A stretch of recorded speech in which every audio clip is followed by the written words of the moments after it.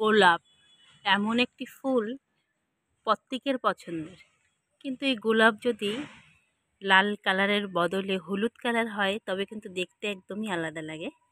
তো দেখতেই পাচ্ছ এটি হলুদ রঙের গোলাপ, খুবই সুন্দর দেখতে। গোলাপ সাধারণত বেশিরভাগই লাল হয় কিংবা মেরুন হয়, কিন্তু হলুদ কালারের গোলাপ খুব কম হয়। তো দেখতেই পাচ্ছ হলুদ কালারের গোলাপ, আর প্রচুর গাছ কিন্তু ভর্তি হয়ে গেছে। আমার গাছের সাইজটা কিন্তু খুবই ছোট, বেশি দিন হয়নি গাছটি আর কি। তো সেই গাছের মধ্যে কত পরিমাণে গোলাপ তোমরা দেখতেই পাচ্ছ, অনেক ধরেছে অনেক। তো আমি এই গাছটি নতুন কিনা, তো এখনও রিপোর্টিং করিনি। তো দেখো গাছটি একদম ছোট টবে ছিল, গাছটি খুবই ছোট ছিল।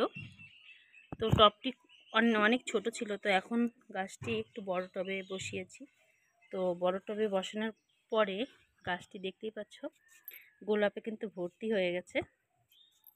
আর একদম ছোট একটি টবে ছিল, আর এখন একটু টবের সাইজটা বড়। তো দেখতেই পাচ্ছ এই টবের মধ্যে এই গোলাপ প্রচুর ধরেছে অনেক, আর চারিপাশে ছড়িয়ে ছিটিয়ে আছে। তার জন্য আমি ঠিক মতো আর কি তোমাদেরকে দেখাতে পারছি না। তবে দেখো এখন তো গোলাপের সিজন না, তার কারণে বেশিরভাগ গোলাপ কিন্তু শীতের সময় হয়। তো এখন তো শীত ভালো মতো আসেনি, তাই গোলাপের সাইজটা একদম ছোট। যখন পুরোপুরি সিজনে গোলাপটা ধরবে তখন দেখবে গোলাপ কিন্তু একদম আর কি সাইজটা অনেক বড় হয়ে যাবে অটোমেটিক।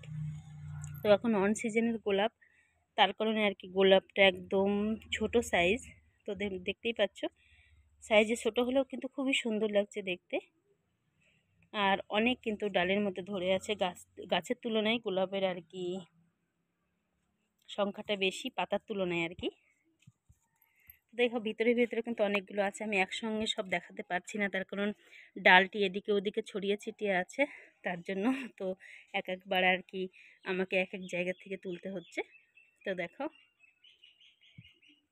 আরও কিন্তু কুড়ি হয়ে গেছে অনেক গাছের মধ্যে, আর বেশ সুন্দর লাগছে।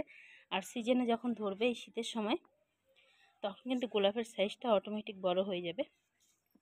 দেখো খুবই সুন্দর ফুল কিন্তু এই গোলাপ, প্রত্যেকেরই পছন্দের। আর গোলাপ ফুল এমন একটা ফুল গাছের মধ্যে কিন্তু অনেক দিন ফুটন্ত অবস্থায় থাকে, এতে কিন্তু বেশ ভালো লাগে দেখতে। আর প্রত্যেকেরই পছন্দের একটি ফুল গোলাপ ফুল।